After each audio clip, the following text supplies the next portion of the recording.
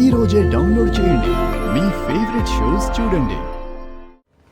ఇంట్లో తాగిన జ్యూస్ కారణంగా ఇలా అయిందంటారా? ఆ జ్యూస్ ఎవరు ప్రిపేర్ చేశారు? ఇందాక మావయ్య నాకు జ్యూస్ తీసుకొస్తానని చెప్పాడండి, కానీ నేను తాగలేదు. మీరు ఇక్కడే ఉండండి, నేను వెళ్ళి కనుక్కుంటాను.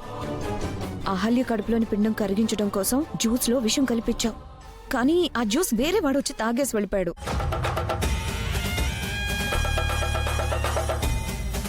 అలా ఎలా తాగాడు? మన టైం బాలేక తాగాడు మేడం. అది తాగి వాడి గొంతు కూడా పోయింది. టైం బాగోలేంది వాడికి కాదు, మీకు. చెప్పిన చిన్న పని కూడా సరిగ్గా చేయలేకపోతున్నారు. చూడండి అమ్ని గారు, మీరేదో ₹1,00,00,000 డబ్బులు ఇస్తారనో లేకపోతే మీ బిజినెస్ లో వాటా ఇస్తారనో మేము ఈ పని చేయలేదు. అహల్యని దాని కడుపులో ఉన్న బిడ్డని చంపడం మీకెంత ముఖ్యమో మాకు అంతే ముఖ్యం. మరప్పుడు కరెక్ట్ గా ప్లాన్ చేసి దాన్ని లేపేయాలి కదా. మిస్ అయిందని ఎందుకు సాకు చెప్తున్నావు? ఈ రోజు అది మిస్ అయిండొచ్చు, కానీ డెలివరీ లోపు దాన్ని అస్సలు మిస్ చేయం. ముందు దాని కడుపులో బిడ్డని, తర్వాత దాన్ని లేపేస్తాం.